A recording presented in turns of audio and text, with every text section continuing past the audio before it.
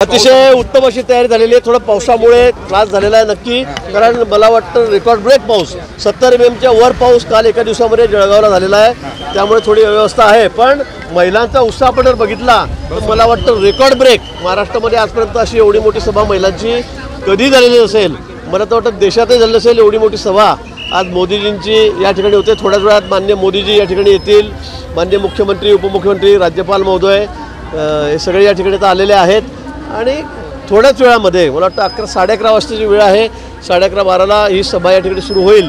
पण महिलांचा उत्साह आपण बघतात किती मोठ्या प्रमाणामध्ये महिला या ठिकाणी येतात। पाऊस येतोय, पाऊसही सुरू आहे, पावसाची रिपरिप सुरू आहे, तरीसुद्धा या ठिकाणी कुठेही संख्येमध्ये फरक पडणार नाही।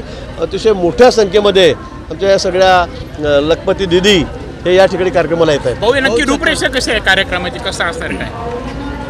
माननीय मोदीजी 11:30 वाजता या ठिकाणी येतील। इथे आल्यानंतर देशभरातून काही आमच्या लखपती दिदी या ठिकाणी आलेल्या जवळपास 70-80 संख्या त्यांची या ठिकाणी आहे।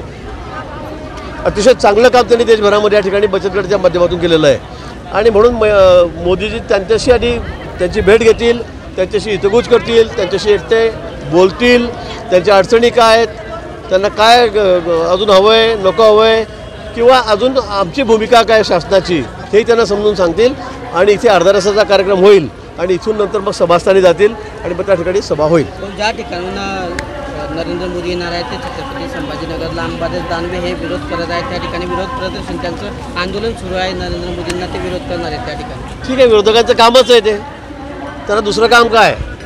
किती चांगला कार्यक्रम घ्या, काही करा, पण त्याचा विरोध करणे कामच आहे। तर बिचाराची परिस्थिती कशी अवघड झालेली आहे सध्या आपल्याला माहिती आहे आणि त्यामुळे ते करणार आहेत।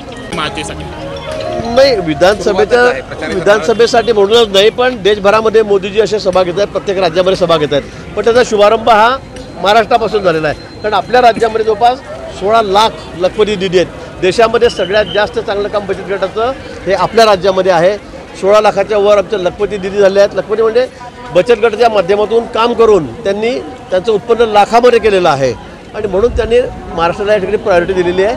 निवडणुकीचा आणि मला वाटतं या कार्यक्रमाचा काही तसा संबंध नाही।